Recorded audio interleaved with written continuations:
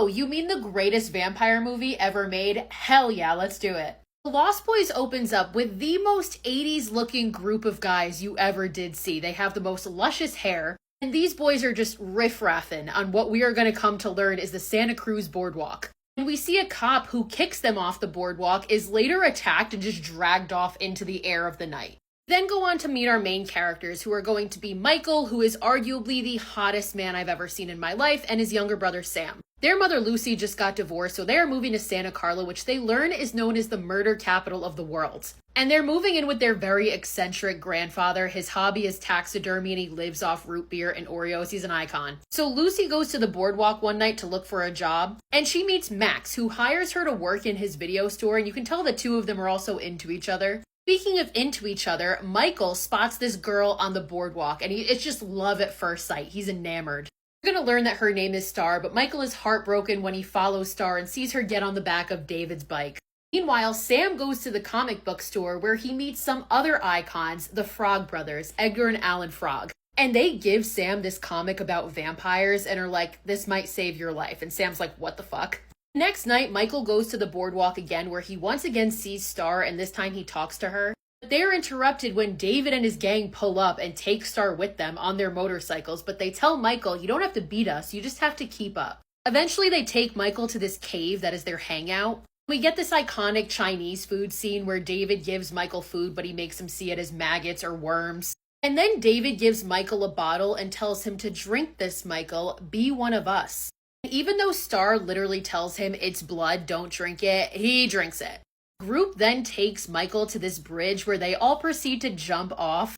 Apparently Michael was never aware of the whole if your friends jumped off a bridge would you, because he does it. He does it too. Michael falls into the fog, but next thing he knows he wakes up in his bed the next morning. But Michael wakes up different. He's super sensitive to light, he's revolted by regular food. At one point he has the urge to attack Sam, but Sam's dog stops him.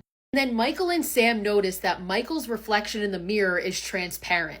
It's at this point that Sam realizes that his brother is a vampire, and though he's scared at first, he eventually does agree to help him, and he calls the Frog brothers. So since Michael hasn't killed anybody yet, he's not a full vampire. Transformation only completes when he feeds for the first time. So the boys learn that if they find who the head vampire is and kill him, all the half vampires will go back to being human. They start to suspect that Max is the head vampire after an incident that Lucy has with his dog. Max comes in for dinner one night and he's invited in, and the Frog brothers and Sam do all these tests on him, but he passes, so he's not a vampire. Meanwhile, David and crew take Michael to the middle of the woods where they reveal their true form. And they feed on the people that are at this party, and they try to get Michael to do it too, but he's able to resist the urge. That's when they reveal to him, yep, we are vampires, be one of us, never grow old, never die. Eventually, Star comes to Michael and tells him that her and this little boy Laddie that's with the group are also half vampires because they haven't fed yet either. David actually wanted Michael to be her first kill, but she couldn't do it because she cared about him too much. The two of them do it in the cave. It's very romantic. The Frog brothers agree that they're going to help out. And since they've already determined that Max isn't the head vampire, it's got to be one of these four. So they sneak into the cave in the daytime when they know the vampires are asleep. Michael takes Star and Laddie out while the boys find the four vampires hanging upside down sleeping. They decide they're just going to kill them one by one, and the first one to go is Marco, and they take a stake and drive it through his heart. But because of this, he wakes up screaming, which wakes up the other three, and they chase the boys out. David almost catches Sam, but they make it out, and David's like, I'm coming for you bitches tonight.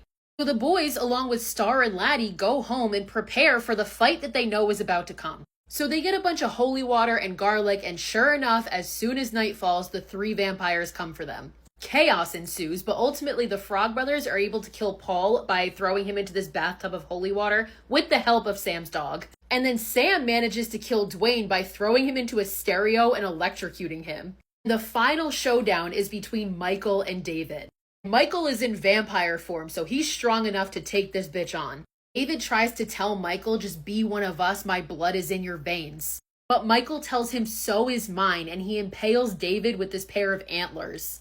So all four of the vampires are dead, that should have done it. But Michael is still in vampire form, and Star is like, I don't feel any different either. Now Lucy and Max were out on a date, and at this point they come home. Max sees David's body and he turns and he's like, ugh, sorry for my boys. They just really need a mother. And he transforms, and sure enough, this motherfucker is the head vampire. And the reason he didn't react to anything before was because Michael invited him in, which rendered them powerless. Sam's like, what the fuck, to the Frog Brothers? And they're like, oh yeah, we knew that. Max tells Lucy, I know if I got your boys, you would not be able to say no.